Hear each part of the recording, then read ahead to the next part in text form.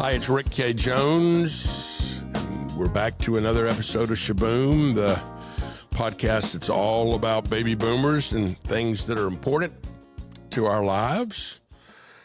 Today, we're talking about the American dream and what it has meant to our generation.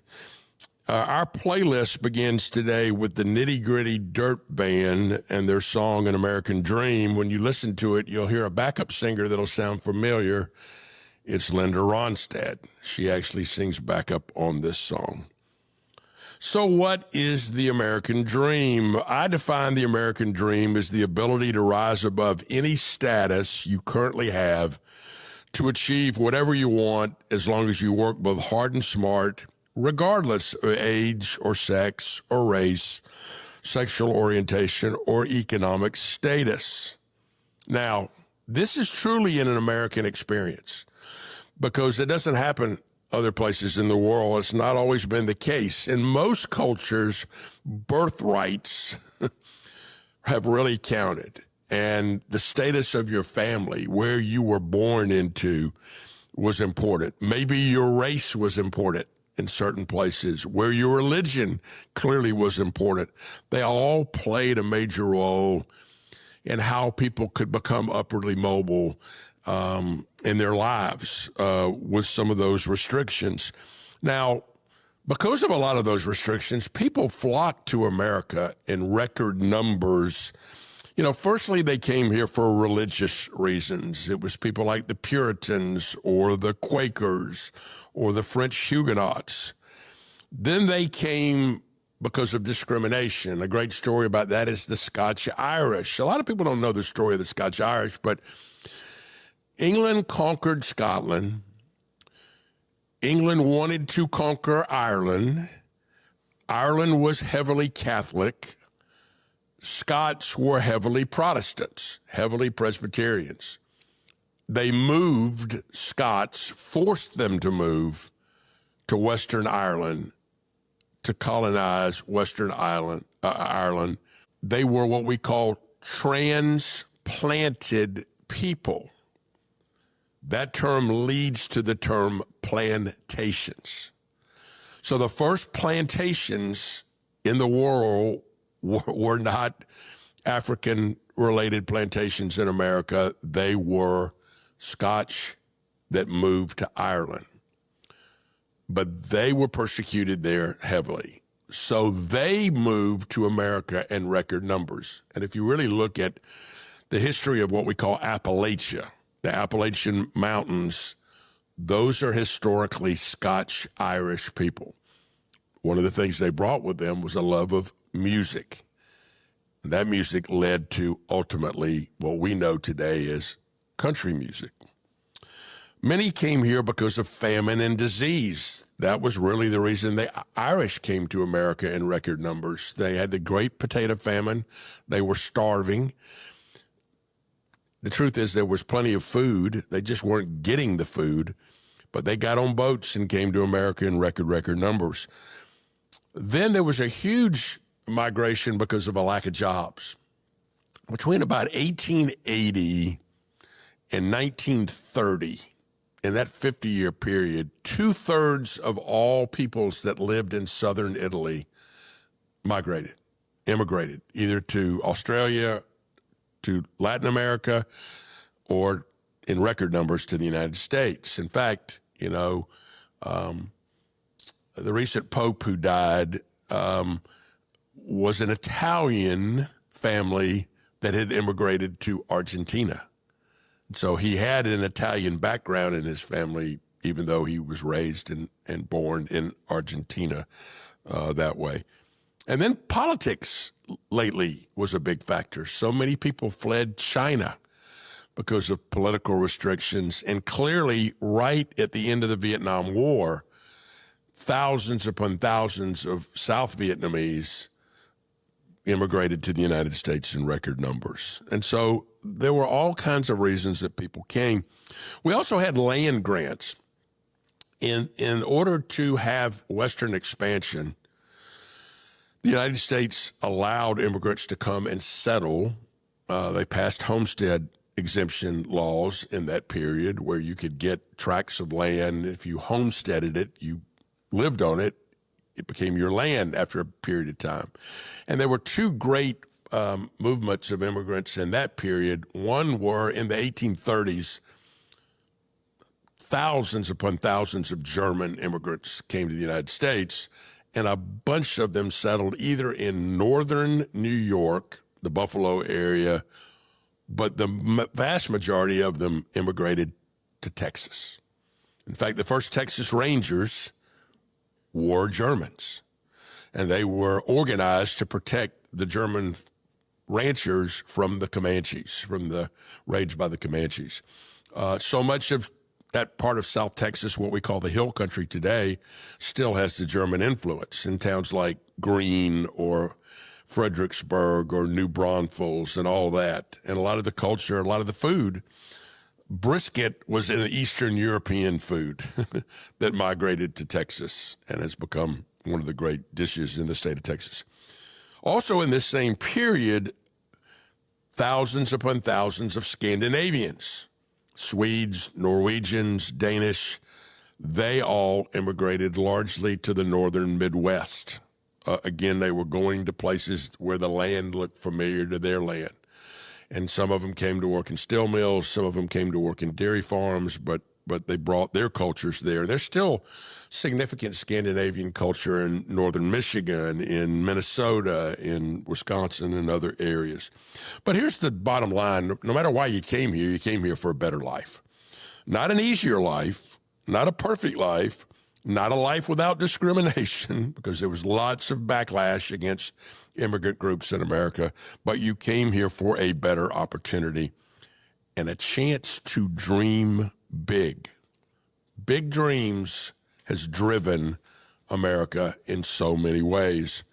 So the next song on our playlist was written by a songwriter that I absolutely adore by the name of Johnny Mercer.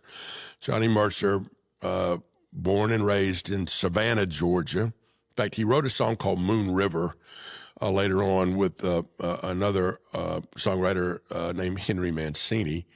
Moon River was the Wilmington River in Savannah, which is out by Sapelo Island. But in 1944, Johnny Mercer wrote a song that was first recorded by Frank Sinatra, but then later in our generation, it was covered by the great Roy Orbison, and that song is the classic song, Dream. Now, as immigrants came to America chasing the America dream, one of the things they brought with them was their foods. They brought their foods. And so if you look at foods in America today, it's this gigantic melting pot of all kinds of ethnic foods that have merged and purged and come together and all that. And so we're doing a program right now with our Sail Forth to 50 project called United Taste of America. And what we're doing is we're going out and we're going to each of the 50 states and we're telling the culinary history of the state. Then we're talking about one iconic dish from the state and why it became an iconic dish. And then we go to one restaurant where someone prepares that dish and serves it to us. And we talk about that. We'll have a vignette series on YouTube. We'll have a podcast also that will go a little deeper into some of these unique cuisines. And we'll have some television. We'll report later about where it's going to appear on television. But both the introductory video and the first podcast will be released this week. And so look for it, our United Taste of America podcast and our United Taste of America YouTube vignette series. So the next song, again, is a song about immigrants coming to America. It's from West Side Story. West Side Story was a great play written by Leonard Bernstein and Stephen Sondheim. It's a story about rivalries, as we have talked about rivalries in the past. And in this case, it was the Jets and the Sharks. When they wrote the play originally, it was supposed, and this is in the 1950s, it was supposed to have been Puerto Ricans versus blacks. bunch of African Americans that settled in the same area of the Heights of New York. They thought the black rivalry was too controversial, believe it or not, for the 50s, so they changed it to Puerto Ricans versus Italians. But here's the classic song, America. My guest knows a whole lot about the American dream. Gary Littleton, known to all as Colonel Littleton, is truly an American success story. I'm going to read directly from the Colonel Littleton website. This is what it says. America grew up as a country making things, building things. That's our heritage as a nation and a people. It's the American way. Colonel's collection of leather goods and personal gear for today's market reflects his respect for days gone by and is a testament to the value he sees in individual craftsmanship and in those who work with their hands and hearts. Colonel designs all Colonel Littleton products, and we take great pride in the fact that most products are hand-cut, hand-sewn, and hand-finished by highly skilled local craftspeople in our workshop in small-town America in Linville, Tennessee, population 327. At Colonel Littleton, we go the extra mile to live up to our heritage in quality and service as a testament to those who have paved the way before us. The Colonel does two things better than anyone I know. He makes the very best leather products on the entire planet, and I know because I'm blessed with several of his products, including, this is a great one of his products. This is a wrap of his CD called Tales and Tunes by Colonel Littleton. I have a DOP kit. I have 2 briefcases. I have a leather notebook. I have a lot of Colonel Littleton products. And every time I'm out with him, people ask me about him. But secondly, he's the best storyteller I've ever known. And he's here today to tell us a lot of stories. You're in for a real treat. Let's welcome the Colonel to Shaboom. Colonel, how's your conduct? Conduct is stellar, Brother Rick. Well, I am so glad to have you here today. You're a good friend. B, you're a great American. I told everybody you're probably the best storyteller I've ever known. People remember stories, don't they? They do. It's always been, I've always said that people love to hear a good story, and they do. And you've built your business really, I think, on stories. But let's go back. Where'd you grow up? Well, I'm a couple of different places. Camden, Tennessee, and then Oak Ridge, Tennessee, after the war, my father worked there. And then outside of Nashville, out in the country, later on. So your dad worked there at Oak Ridge at the nuclear plant, right? During that era that was, fascinating what they did with the electric grid and all the other things. Did you go to high school in Oak Ridge? No, I didn't. I went to grammar school there, and really folks didn't know what was going on up there. The general public didn't. I mean, even the people that worked there, like my father, who was in the construction business, he didn't really know what was going on. But it was pretty unique. It was pretty advanced in all the stuff in that town when they built it, the education system, and everything was a lot more advanced than it was in other cities around the state. Yeah, I mean, because they attracted people from all over that came, that kind of changed the dynamics, I think, of East Tennessee in a lot of different ways. I have a good friend who was raised in Huntsville, Alabama. Yeah. And it was a similar town. They brought all those German scientists that were working on the bomb. They took them Germans out to New Mexico, and nothing looked familiar, and the German scientists all revolted. Yeah. And they said, we better find someplace that looks like Bavaria, and they found Huntsville, Alabama. And I think that was a little bit of what happened in East Tennessee from that standpoint. So what was your first job out of school? Wow, you mean out of school or in school? Well, both. Well, In school, I think the first job I ever had was um, this guy raised fishing worms, and they were in these big wooden box beds full of some kind of dirt, and I would sift through there and get the worms out, and put them in a box, and count them. And So I was, then he would yeah, sell those in bait shops and yeah, places. Yeah. yeah, That's wild. yeah, That's wild. Now, didn't you, I know you worked, I think, at one point in the music business. You also worked in the clothing business. Talk yeah, about those. yeah. I did. um, I worked for a company in Nashville, the Benson Company. It was a gospel music publishing company, and they they were a recording company, publishing company. They did the whole thing. It was a record label, and I've forgotten how many artists there was. It was close to 100 artists, I think, that they had under contract, and I was director of sales for that company, and so quite some time. You know, the American dream, I talked earlier on the podcast today about the various immigrant groups that came to America. And I told the story of the Scotch Irish that originally were from Scotland, were moved by the English to Ireland, and then later came to America. And so many of them settled in Appalachia. Yeah, And, you know, so much of country music and so much of the countryside of gospel music right. came from that culture. Well, it certainly did. You know, so many of the great country singers of our generation grew up singing in the church. Yeah, They yeah, grew up singing gospel music. I was listening the other day to an Alan Jackson album of all hymns. yeah, yeah. He recorded that. Yeah. And so, you know, there's such a neat connection between gospel, country, and then the stories Yeah, of folks in all that.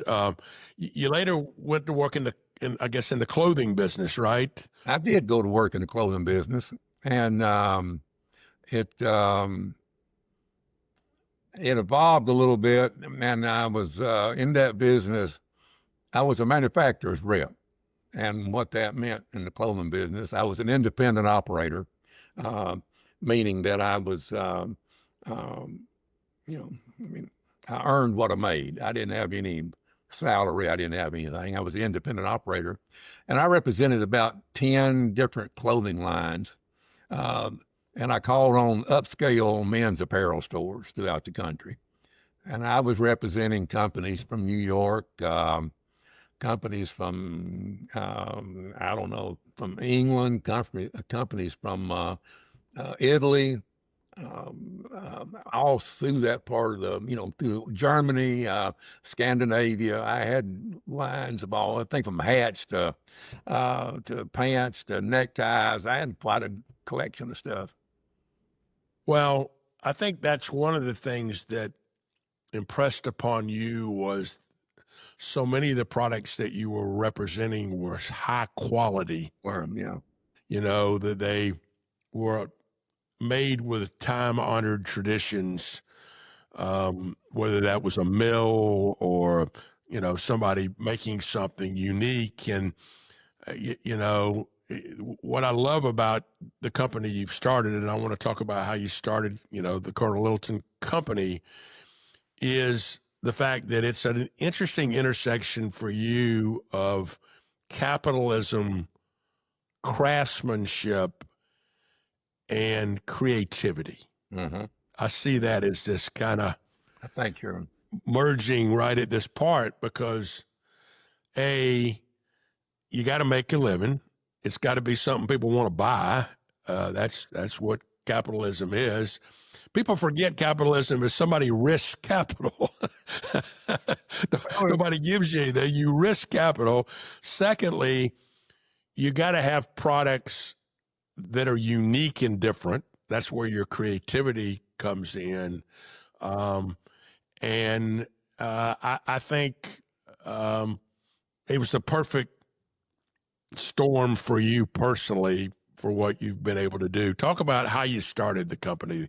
Well, I had when I was traveling and um, all these upscale men's apparel stores, and there were markets that we went to. Like there was about twice a year, there was markets in New York City, there was markets in Chicago, Dallas, Atlanta, all over Charlotte, North Carolina. So big apparel markets, and these stores would come to those markets and twice a year and look at all this merchandise. Well, I also traveled on the road and saw all these people during the year as well. So, that was kind of how that started. But starting my business, what happened? I had a customer base already that I was working with, except everything I was selling was somebody else's. And I think I had an occasion one day that started the whole thing off. And it's kind of funny when I look back on it. I ran up on 17 pair of antique cufflinks one day, and that was before the internet. And so all these stores I called on, of course, they were upscale and they sold French cuff shirts and all that cufflinks and everything.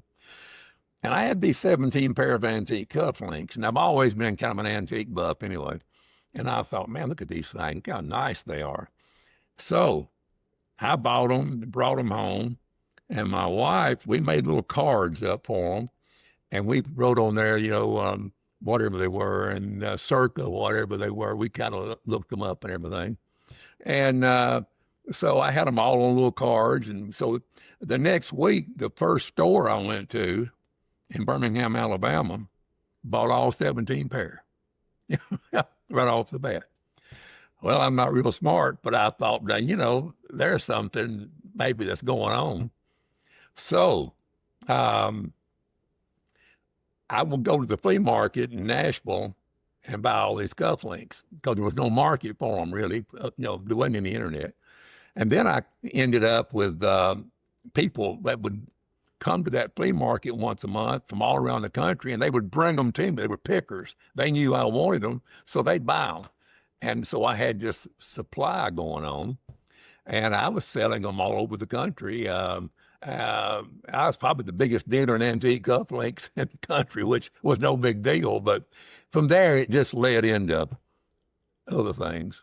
And it got off into the pocket knife business. And that happened, Rick. I was traveling and thinking, riding down the road one day. And I thought to myself, it hit me one day. I said, there's no more heirlooms anymore. I mean, you don't have any more pearl handle pistols. There's no swords. There's no pocket watches. There's no your granddaddy's pocket knife. I said, I don't think cell phones or laptops are going to be family heirlooms. And so that's when it struck me that I thought everybody ought to have a pocket knife, because I said to myself, if you had your granddaddy's pocket knife and what would you take for it?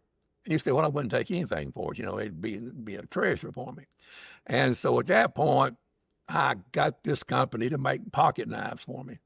And I started selling pocket knives on the road. And, but the thing that turned the tide was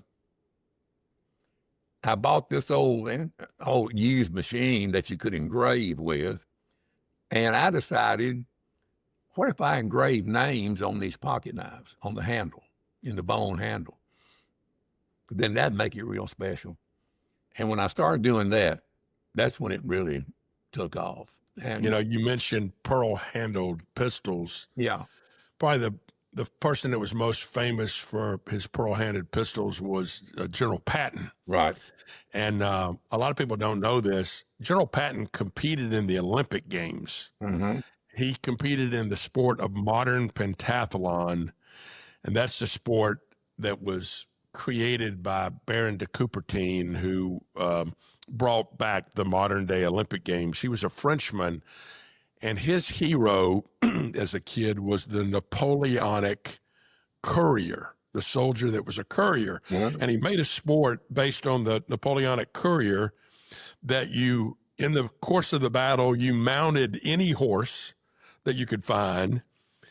You fought with the weapons of the day, a sword and a pistol. You swam a river and you ran to make sure you could get the message through. Right. And if you know that sport, you unlike other equestrians, you don't know what horse you're going to get. Yeah. You're going to get a horse out of the stable.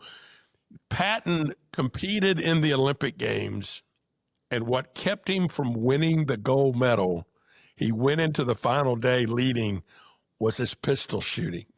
The one thing he was known for. And he didn't shoot very well, and he ended up winning the silver medal instead of the gold medal. So, but you're right about heirlooms. I have my grandfather's pocket knife. Sure. Of course I do. Yeah. And my grandson, one of my grandsons, is going to get that pocket knife. It is. And hopefully his son will get that pocket knife at some point. When did you get into the leather goods business? Because that's, fascinating to me. It moved along with a lot of different products there, and I don't know, I kind of liked leather things, and so I thought, I get somebody to. I kind of wanted I wanted something that kind of had a vintage appeal to it, but yet was modern, and so I knew of this leather manufactured in Tennessee, and so I got with him and had him to make me a travel bag. And a design that I'd kind of copied from an old bag and kind of put a little bit on it. And when we started with that, and so I was calling on all these stores again, see, around the country. So I had a market. And and I kind of increased it a little bit and did a little more. And then one day we wanted stuff to be better made than what I was getting. So I said, we're going to make it ourselves. And everybody laughed at us and said, y'all can't do this, And so I already had a few employees. And I think the first thing we made ourselves was a mouse pad. I mean, how simple is that? You can make a mouse pad. And starting from that, we grew and taught ourselves how to make leather goods. And then when the internet came along, then we shifted. We had a whole big audience then, see, and we could market it how we wanted it to be. And so the internet really was the thing that took us to the next level and made it what it is today. Well, I know my wife who loves clothes and loves shoes, but she doesn't want to wear any clothes or shoes that somebody else is wearing. Yeah. And I think you found a customer niche that said, I want something that says something about me that's unique, that's, American, quality made, but different. But I think what I'm hearing from you, the common denominator is you really only make and sell things you like. Absolutely. I don't make a trend. I mean, it's now I take that back a little bit. I am making something. I'm in the middle of it right now, which may be the only thing I've ever done that was not in that vein. I'm making a cover for a pickleball racket. So, okay. Yeah, you've seen that trend, and I love that. That's a great idea. But it's going to be real cool looking. It's not going to be your average pickleball piece. But it got to be. I wanted things unique. I wanted things that had an heirloom quality, and I wanted to make stuff, Rick, that people would think someday my grandson's going to have this briefcase. I want it to be that nice and that unique, and that was important to me, that it had that quality and that sense of feel about it. And I think we accomplished that. Well, you have. I mean, you have so many unique products and stuff. I have things like coasters. I have one of the few of the football-shaped DOP kits you made. Yeah. I have, obviously, several notebooks. I have several bags.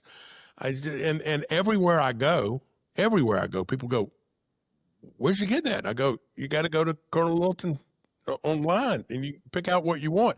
I've noticed some of your, I want to talk about the cowhide business in a minute, but I've been looking at some of your alligator products right now, which, again, I was telling my producer Lindsay today, we've protected the alligators so much that we got too many alligators. They're out attacking golfers these days. Well, And but what a uniquely kind of American product to have an alligator bag. well, Yeah. alligators, of course, alligator, most people don't realize, but alligator is unique to the United States. Crocodiles are all over the world. So it's kind of the same skin, but it's different. But there was always alligator pieces in the past. It was something was popular in the 1800s, early 1900s, and it was a luxury item. And there's just something unique about it. And we eventually got into making alligator products. You probably see a piece sitting here behind me right here. And this is an alligator piece that's trimmed in alligator. It's a travel bag. And what you were saying a while ago, one of the unique things that I hear this all the time, and people tell us that when I'm at the airport, I have to stop and talk to a half dozen people about the bag I'm carrying when I'm trying to get through the airport. And we even had a guy one time, Rick, he had a business card made with his name and phone number and the picture of the bag, I think, that he was carrying. And he said, I just give it to people and say, listen, I don't have time to talk to you, but I'll be glad if you'll call me. I'll tell you about it, And so I thought that was kind of funny. That's a pretty cool idea. That is very cool. Well, tell me about, you've got your plant. Yeah. You got your people all in a very small town in Tennessee, in Linville. Yeah. I guess you get the cow hide shipped directly there. Is that how it works? Well, we are fortunate that we have a tannery here in Middle Tennessee. Wow. A small town. Been there for a long time. And after we got going a little bit, we discovered them and got to working with them. And they make a unique leather tanning process just for us. So all the hides come from out west and they come to this tannery, and there's a unique process that they do just for us, and they tan all of our leather. And it's a small factory, it's a small tannery. And and we do buffalo hides too now. We do quite a bit of buffalo hide. It's got a unique look to it. And so they buy those buffalo hides and tan them just for us. And so it's kind of they're probably here every week. They are back and forth bringing us hides, and we got a real relationship with them. So, well, one of the unique products that you've had is where a ranch has their brand.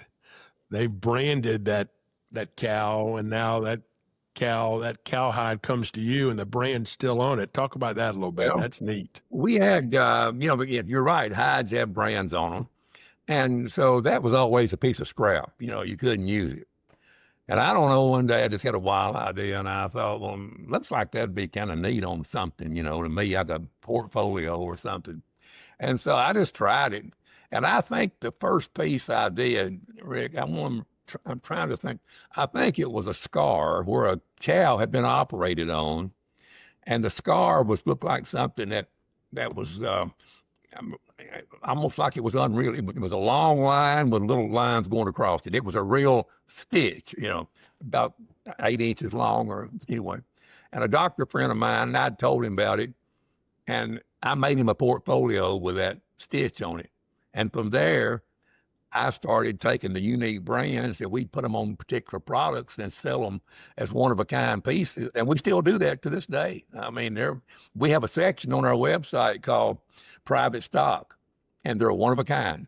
And that's those things like that are, since you mentioned that, we also make those pieces out of any unique piece of leather that's got scars on it or whatever that makes it rough and rugged or something. And people really are fond of those products.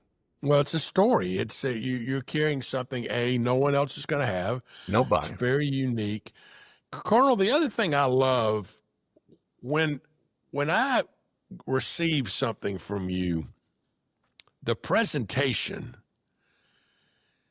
is as good as the product. The product's great, but the presentation lives up to it. You ship your stuff in an exquisite way. And one of the interesting things you do is you send a little moon pie. And talk about that, how that all came about. Obviously, moon pies are made in Tennessee, They are down but Chattanooga. talk about that. It all, Ricky, to me, it was all an experience. Um, First off, I tell people we don't sell anything you need. We're in the want business. I mean, if you got needs, go to the dollar store and Walmart, and they got you covered. I mean, but we're in the wanting business, and so I wanted the presentation to be special, and so I wanted the box to be special. I wanted it. I tell my folks, I say, I see us being a guest in somebody's house, but we're that box. And we're sitting on a kitchen table that UPS delivered it, and there we are. And when they open that up, I want it to be an experience. I want the paper to be exactly right. We put little extras in there with it and everything. There's a moon pie in a sack, and it's like a little treat to go along with it. And so I always thought that was just made it more personal. It was also something besides a product, but it was just these postcards that go in there with it, the little note cards. Plus, every package gets a handwritten note too, a handwritten thank you note. Every single package that goes out of here gets a handwritten thank you note. And moon pies were just kind of something. It was just a little treat, and we do the little mini moon pie, and everybody comments on the moon pies. I've even had customers write in and say, we'd like to be a 2 moon pie account. I mean, so, you said it's easy to be a 2 moon pie. Order 2 items. 2 items. But it was just, I want that. We're visiting in their house. There we are. And when they open that up, I want us to look good. And I want them to have an experience about it, not just the product, but the experience of receiving it and everything else.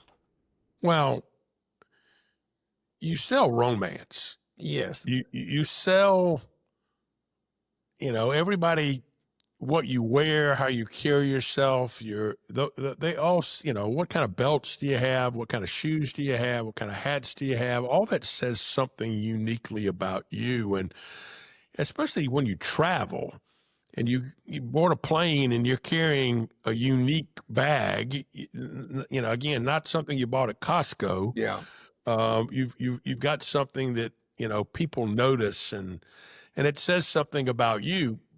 But go ahead. Go ahead. I had an experience early on with that. We made our first briefcase, and I didn't know what kind. I didn't want to just make one like everybody else had. And so I had this saddle sitting in my office. It was a U.S. cavalry saddle with a U.S. set of cavalry saddlebags on it. And it'd been in there for years. And so I don't know, I just thought one day that pair of saddlebags made into a briefcase, I think would be cool. And so we made one. And it was pretty neat looking. And after I made it, I had a trip out west to see the people at Sundance Catalog. And so went to Nashville, got on a plane. And as I was boarding the plane, both stewardesses were commenting on my briefcase. And they said, well, go ahead and sit down. We don't want to hold up the traffic here, So I went on back and sat down. And they came back and looked at it and just talked about how neat it was, made me feel like, I said, well, maybe I got something here. Well, on the way back home, on the plane, landed in Nashville, the plane lands, everybody stands up. Well, I stood up, and a guy in front of me turned around and looked back and said, hey, dude, where'd you get that old briefcase? And so at that point, I had a briefcase, and it sold extremely well, and still does today. So everybody wants something, whether it's right or wrong, Rick. I don't mean say anything you want to, and people are going to say, well, now, Colonel, that ain't right, but I am going to say it. People judge you by 2 things: what you drive and what you wear, right or wrong. We look out front, a guy pulls up in the front of the store and an old beat up pickup truck, nobody gets excited. But a guy pulls up in a brand new Mercedes, everybody says, hey, look at we got, see, whether that's right or wrong, we do it. And people judge you by what you wear. It's just human nature. And so we all like to be appreciated. We like to be recognized. It's just human nature, to be. Well, the other thing I like about your business is you employ a lot of people in a small town, at a time that in many cases people were leaving small towns. Yes, absolutely. Because there weren't any jobs. Talk about your people. Well, I thought that was one of the early marketing things that I had in mind, Rick. Small town America.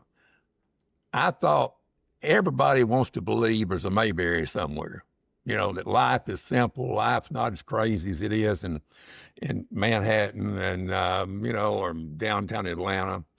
And so we kind of promoted small town America, small town ways where you know everybody.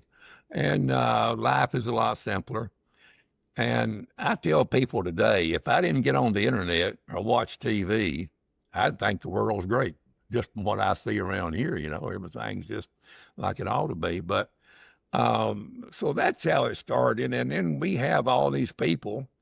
Nobody ever comes to us with any training. We always train everybody that we hire because there's no trade like this out there. And we have local people.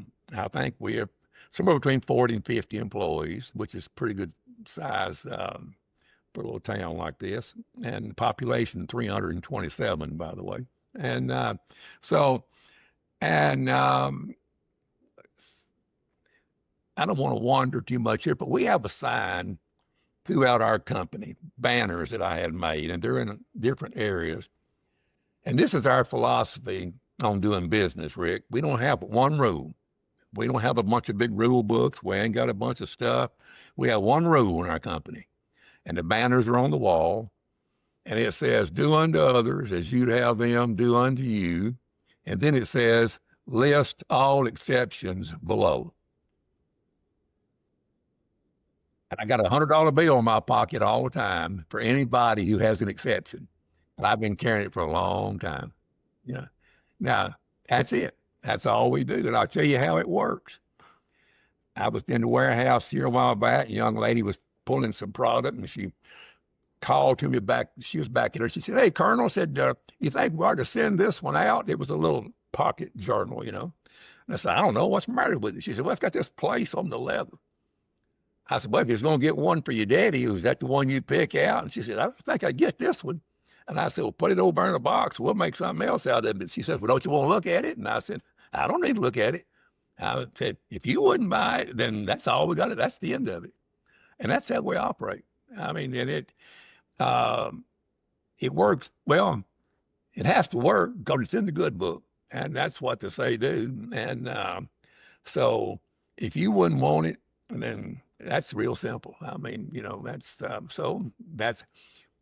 it's easy with an inexpensive item, Rick. One day somebody brought me about a $3,000 alligator little portfolio, and it had a place on the hide there in the front. And I rubbed it and I looked at it and I said, no. Oh, no. So that's when it's hard. So I own it. So I own it now, and but that's it. I mean, you treat people like you'd like to be treated. And that's the only way we operate. We don't have any other rule. That's it. Well, you treat your people well. You make an exceptional product.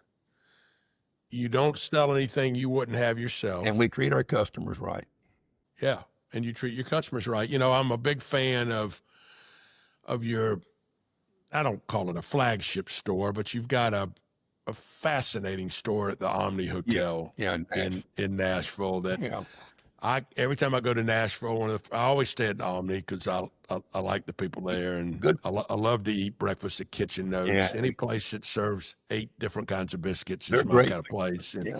But I always go, the first thing I do, literally when I check in, is I go check out the display. Mm-hmm. That big window display where you've got your products, and it's always different, but it always tells a story. Yes, it does. The product tells a story. Well, you see yourself immediately in that product, which I think is fascinating. The girls here in the office do that. They go up there every year, and not every year, but every season, and change that window. And we've been in that window since that place opened. We chose that window before they opened, and um, and that's a valuable site. A lot of people would love to have the product in there, but we've had that same window 10 years or something. I don't know how long they've been in business. So, so Well, what made you, my buddy Steve Ivy, your buddy Steve yeah. Ivy, y'all got together and you produced this really fun CD, Tales and Tunes. Talk about that a little bit, that project. Well, I'll tell you about how that came about a little bit. You know, in the South, there's always been a storytelling part of the country. I grew up in the country way back, and people told stories, and and it's like children. They want to hear the same story 20 times. They'll want to hear it over and over and over. Well, it came to me one time sitting in church. I got to thinking about it, and if the preacher, he can be preaching, and people did be sitting there looking at the psalm book, and they could be on their phone if they can hide it enough, to do that or something. But if the preacher ever says, and there was a story about this old man and two little boys, everybody looks up. See, everybody wants to hear a story. And so that's a collection of stories of mine, I guess, that I put together. And I just always thought that was interesting, that people like a good story. And so Steve Ivy was in the recording business and on 16th Avenue. And we just thought we'd put it together. I mean, it was kind of off the cuff. And I had the stories and he had the music, and we just put it together. And they're all gone now. We don't have any more. They're all sold out. And so that's why I'm glad I have mine. yeah, but I love a good story. I mean, our stories relate to people. It's, and I think, can I tell you, have we got a minute for me to tell you a short story? Sure. Yep. I think it's on that CD. It's one of my favorite stories. It was a teacher in, I think it was the first grade, and all the students came in new, the first of the year. But there was one little girl who just didn't quite fit in. She just didn't participate. She didn't play with, just didn't do, anyway. So the teacher kind of tried to work with her. But one day she said, I want everybody to get a pencil and a piece of paper and draw anything you want to draw. Well, this little girl was really excited about that. She got to drawing back there in the classroom. So the teacher was really impressed. And so she was walking around and went over to the little boy and said, well, son, what are you drawing? He said, I'm drawing a picture of a fire truck. Said, I want to be a fireman when I grow up. Went over to the little girl, and the little girl there drawing. She said, honey, what are you drawing? She said, I'm drawing a picture of a nurse. She said, I want to be a nurse when I grow up. Well, she walked over to where the little girl was, who never did say anything. And she said, well, honey, what are you drawing? And the little girl never looked up, just kept drawing. And she said, I'm drawing a picture of God. And the teacher kind of smiled and said, well, honey, we don't know what God looks like. And the little girl looked up and said, well, you will when I get through with this picture. So I love that. I love kid logic. Kid logic is one of my, if I ever could write a book on kid logic, kids see it in a whole different way. And they see it straight up with no fluff. It's exactly like it is. And I do. Well, listen, you've been great today. This whole show is about the American dream, American exceptionalism. American exceptionalism, it's its people, it's its products, it's the way we treat people, it's the way that we've changed the world in so many ways. And you're a great example of that. You're a great American. You're a great businessman. You're a great creative person. And I can't thank you enough for being with us today on Shaboom. I thank you for inviting me to be a part of it, Rick. It's great to see you on the screen here and everything. Hope we run into each other again soon. All right. Keep your conduct up, my friend. Stay stellar. Okay. See you, pal. Bye-bye. It's time to take a walk down memory lane. We were speaking of Johnny Mercer in Savannah.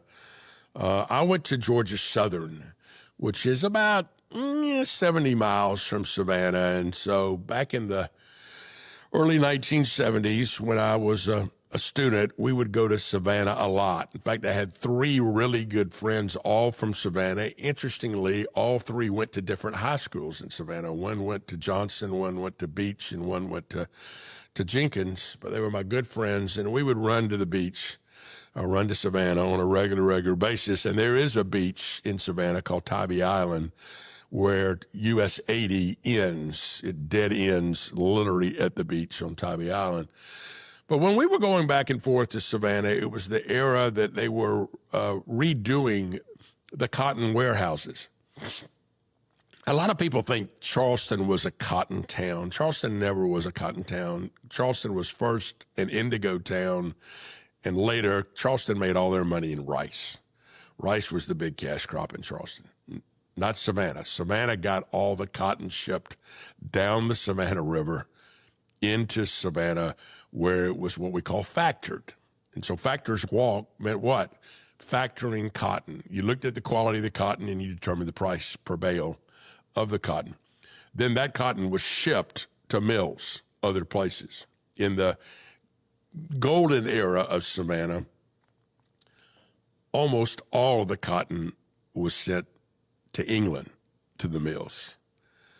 But later, we realized, as we often do, we could make it cheaper in New England. Hence, New England became basically the garment factory capital of the world, and all those mill towns in Connecticut and Massachusetts and New Hampshire and other places, largely with cotton grown in the American South. Largely with cotton that either sailed out of New Orleans, came around Florida, heading to New England, or cotton that came through and was gathered and put on ships in Savannah. And so Savannah had on what we called River Street, all of these warehouses, cotton warehouses. Well, obviously, we weren't growing cotton anymore, and they were beginning to fall into disrepair. So in the early 70s, you could buy a cotton warehouse for next to nothing.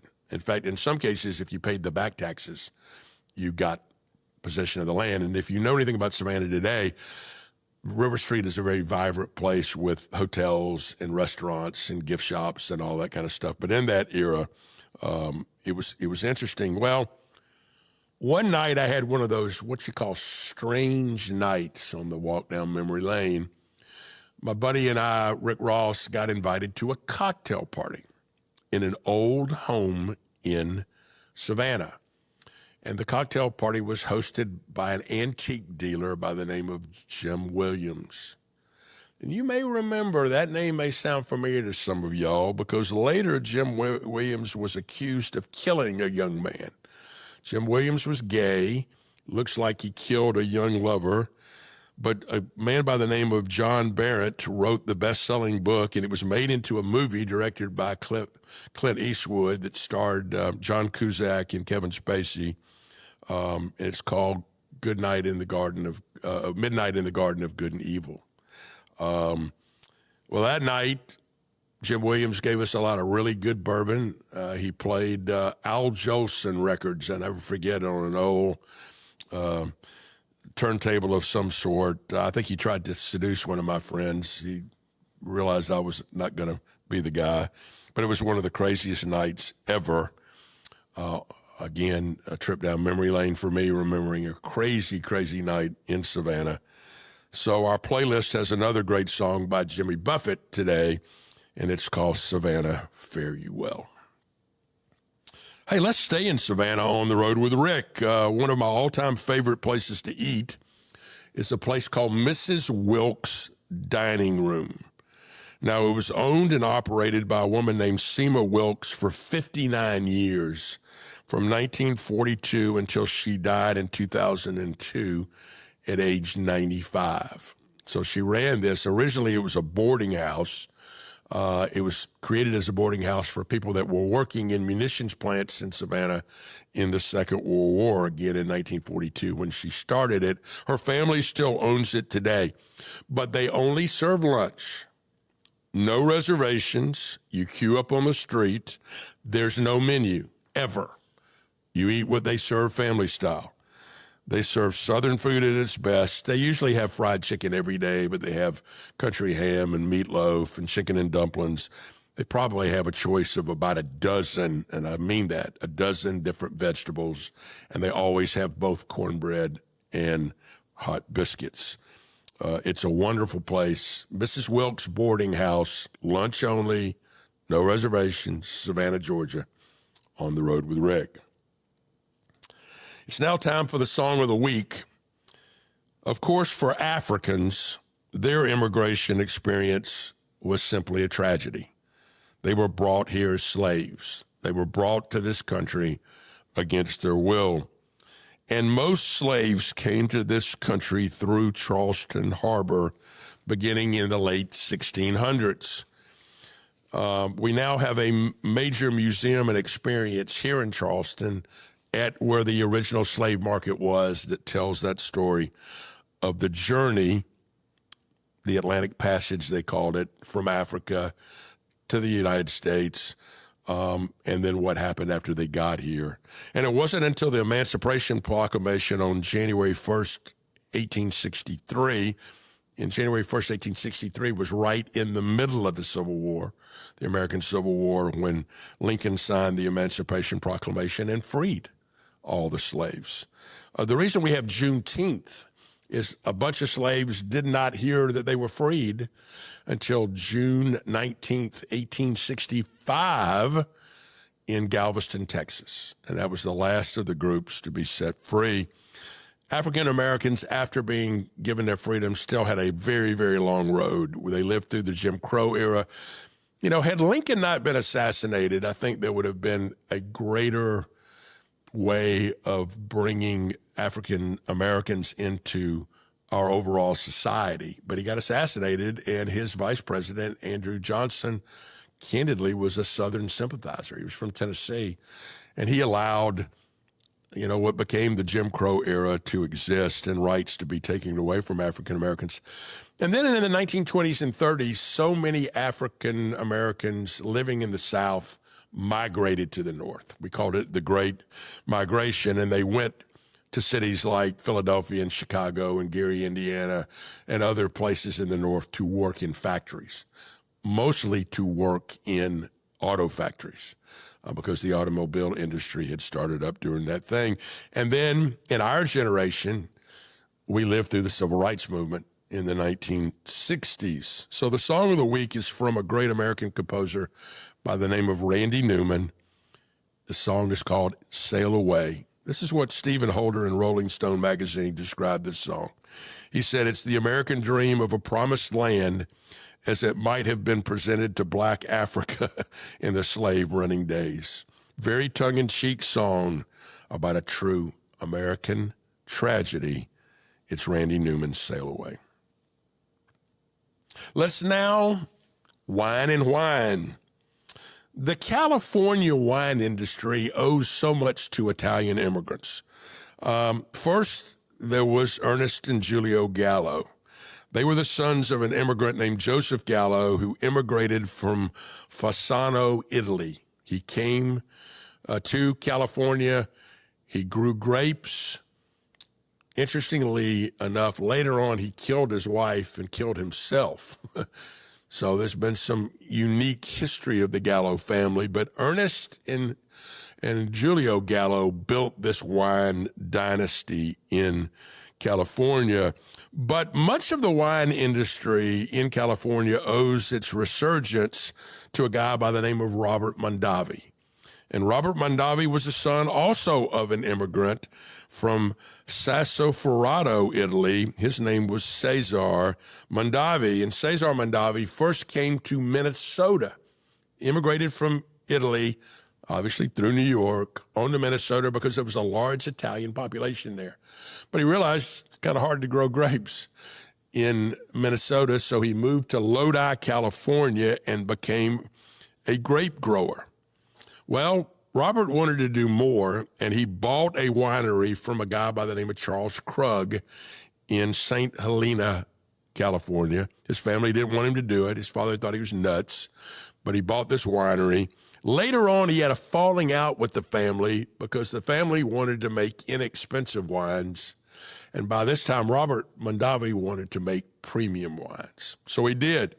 So he bought another winery in Oakville, California. It's still there. You can tour the Robert Mondavi winery in Oakville, California. And he was known, they grow and bottle lots of different types of grapes and wines today, but he's really known as bringing back the Sauvignon Blanc grapes back. And he did something kind of clever. Sauvignon Blancs were considered kind of lower class wines, so he renamed it. He called them Fumé Blancs. Well, Fumé Blancs are simply Sauvignon Blancs of another name. And so I encourage you this week to go find a good Robert Mondavi wine, Sauvignon Blanc, to drink out of Oakville. Okay, my wine today also involves wine. Listen, we have all these crazy tariffs going on. I don't know if they're going to work. We're up and down. We do tariffs. We don't do tariffs. Stock market goes up. Stock market comes down. But we need to make some exceptions for small businesses. Here's the deal. A big business can survive volatility. They got cash. They got stock. A small privately held business, they can't. They may go out of business. And so I was kind of encouraged when 4 small businesses sued the Trump administration and got a judge to rule that those tariffs were not legal on them. And one of them was a very, very, very small wine merchant in New York City who largely imports small batch Italian wines. And I'm really proud of what they did. And so, again, the wine today is let's make sure that we don't throw the baby out with the bathwater. And that's my wine. It's now time for the last word. Hey, folks, it is better here. It's better in America. I've lived abroad. I've traveled abroad extensively. It's better here. It is. A lot of people go, no, it's better there. No. You haven't lived there. It's better here. It's lots better. Listen, if socialism was so great, why aren't all the migrants lined up at the Venezuelan border? You know why they're not? Because it's better here. There's more opportunities here. They realize that. So I've got a quote from the fashion model and actor Fabio Lanzoni. We all know him as Fabio. And this is his quote, and I think he said it best. He said, "They don't call it the Italian dream or the English dream. In America, there is the America dream. It was the first place to give people of any social background their dream. You can achieve anything." Our final song today was written by another immigrant. This immigrant, his name was Irving Berlin. He wrote a song called God Bless America in 1918 as we entered the First World War. He later rewrote it in 1938 as he knew we were about to enter the Second World War.